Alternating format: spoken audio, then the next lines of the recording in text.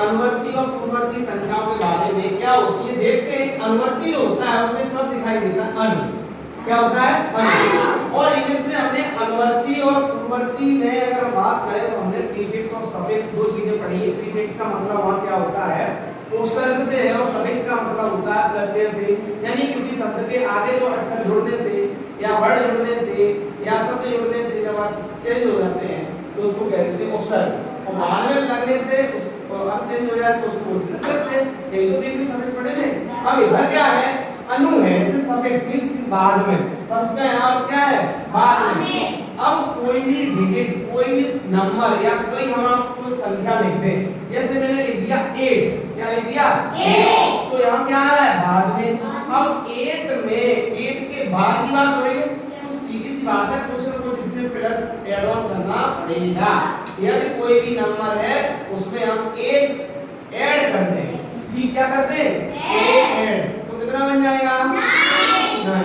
ऐसे कोई नंबर है 55, इसमें क्या करना पड़ेगा 1 ऐड कर दो, ठीक उसके बाद का नंबर क्या हो गया 56। अर्थात अगर अनुवर्ती संख्या अगर कभी पूछी जाए आपसे तो हम कह सकते हैं कोई भी संख्या होती है उसमें 1 जोड़ने पर या ठीक उसके बाद वाली जो संख्या होती है वो क्या कहलाती है अनुवर्ती। वही पूर्ववर्ती में भी सेम कंडीशंस है। देखो पूर्व मतलब जो संख्या है अपनी मूल अवस्था में है उससे पहले का एक नंबर या पहले की एक संख्या, कोई भी संख्या हमने लिख दिया, हमने फिर लिख दिया 1। अब क्या करना पड़ेगा पहले के लिए हमें क्या करना पड़ता है उसमें से घटाना पड़ेगा, तो 1 माइनस करना पड़ेगा। 8 में से 1 माइनस करेंगे तो आ गया 7। ऐसे कोई नंबर हम पहले लेते हैं, हमने लिख दिया 82, 82 में से अगर माइनस 1 करेंगे हो जाएगा 81। इस तरीके से हम नंबर्स को अनुवर्ती और पूर्ववर्ती संख्याओं के रूप में जान सकते हैं।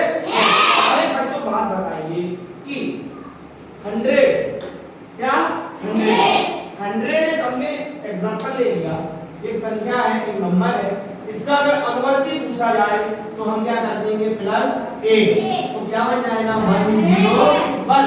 और अगर हम इसका पूर्ववर्ती बात करें तो 100 में से 1 क्या कर देंगे माइनस, तो बन जाएगा 99। अर्थात 101 100 की अनुवर्ती संख्या है और 99 100 की पूर्ववर्ती संख्या है।